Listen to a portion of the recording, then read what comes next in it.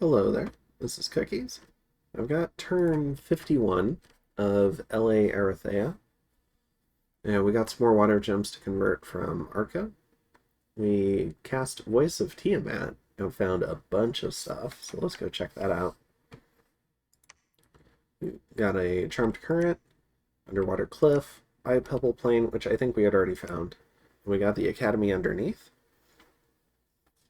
Now, we don't particularly need the Triton Troopers. Hydromancers are okay. Having a consistent recruitable water 3 is nice. We might get 1 or 2. The Sea Fathers are really nice though. So right now our consistent water 2 access, because you can get randoms with the Deducos, but the consistent water 2 randoms are the Pearl Mages, but they aren't sacred, and they're also not amphibious. So we can guarantee ourselves recruitable water 2 sacreds with very cheap upkeep, in line with the Deducos. So instead of having all the communion power and some of the randoms, you just get a consistent water 2. So we might get some of these guys, especially if we're expecting to have to defend this throne, because water elementals are king. So, but yeah, very interesting site. We do have to be a little bit wary. Arca found the Azure Mages over here. This one over here. Like if we were to lose this throne, be very possible for land nations to potentially recruit a whole bunch of water mages and bring them at us. So, good thing to know.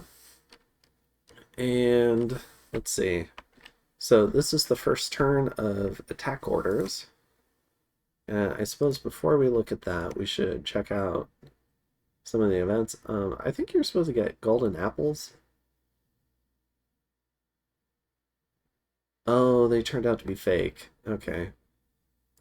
That's why I didn't get anything. Charismatic Preacher. People left. Province income. A couple of our scouts got found out.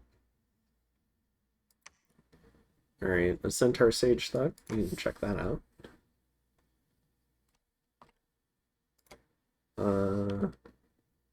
Pretty basic kit. I don't think we need to watch it though. Just killing Jaguar Tribe. What's this? Looks like a Sally and then retreat, is my guess.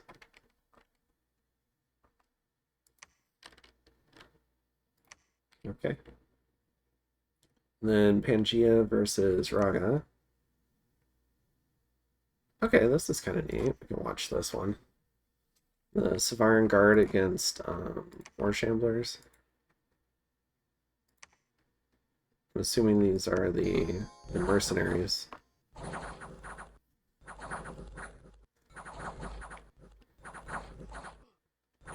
Damn.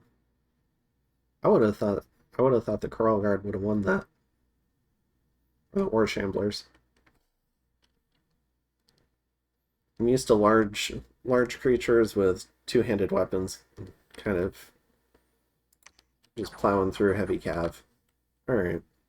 That's cool. Sidus moving in on Flagrant, so let's go ahead and check that out. So all the snakes. The mother of snakes with the whole charm kit. And then 80,085, the Tomb King. I'm sure that's a reference to something, but I don't get it. Okay. Few Dustwalkers coming in. I wonder if he's getting these from a site or if he's doing the... Is it the Hidden Sand spell? I think is what it's called. I suppose we should do the team-colored squares. You never know what might get stolen.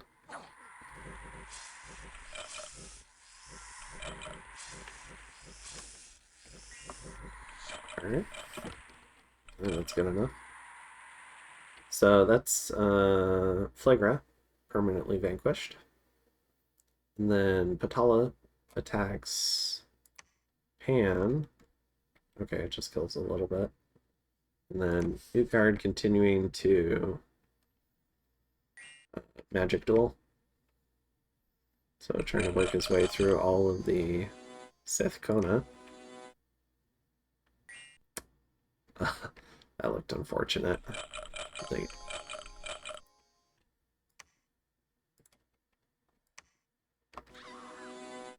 I got one.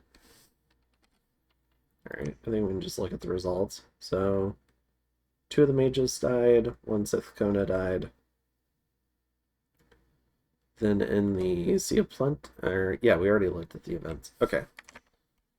So I think the big thing here is we finally figured out that we have fire gems and we can forge lightless lanterns. So we're going to start doing that. We have not figured out yet that we should just go ahead and get the research now rather than being a gem efficient.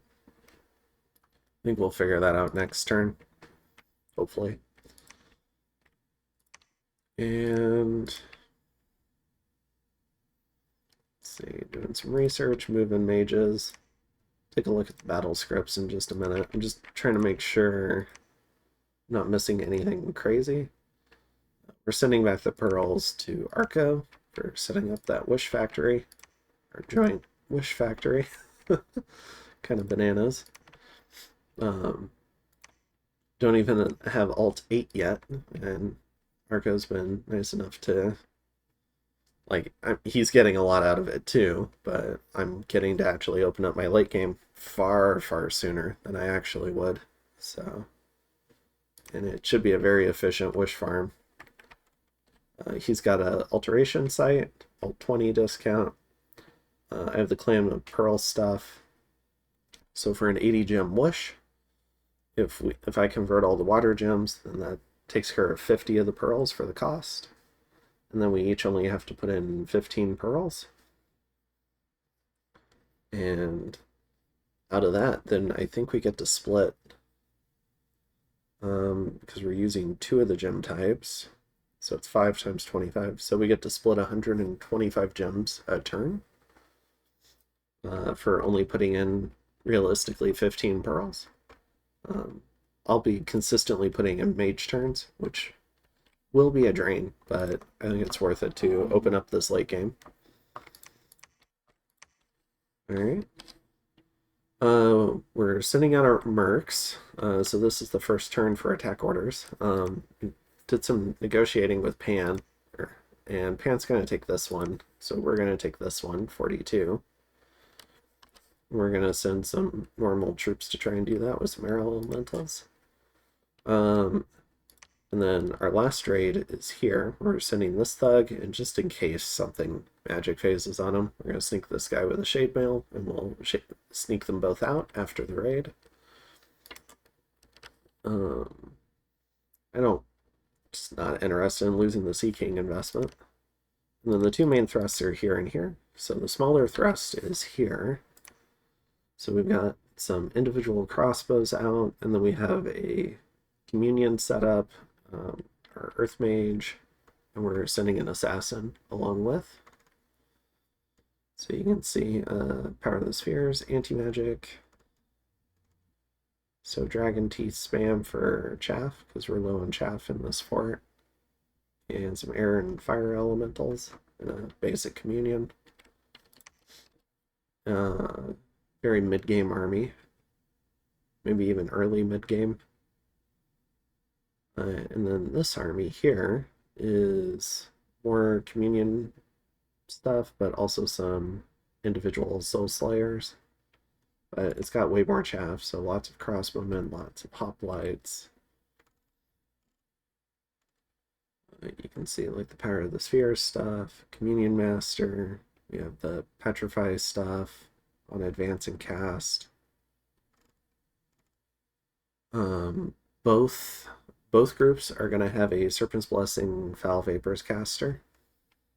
That's going to be our more mid-gamey thing that we're including in.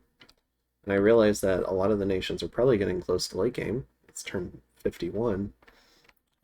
This coalition really kind of set us back. We've missed out a lot of research, on a lot of research pursuing the war down here and the war up here. So we've just got to do some catch up. But Raga's another nation that's been fighting the whole time. So hopefully they're at similar or lesser research levels and we can compete effectively with them. So that's the plan. So we're coming in here, and then we'll join up together on the capital.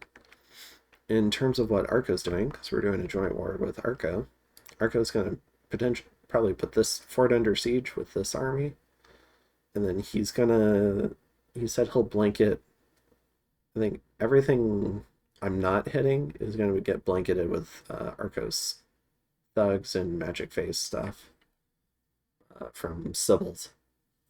So we should be able to hit every province on turn 1, which is the first ingredient for a quick war.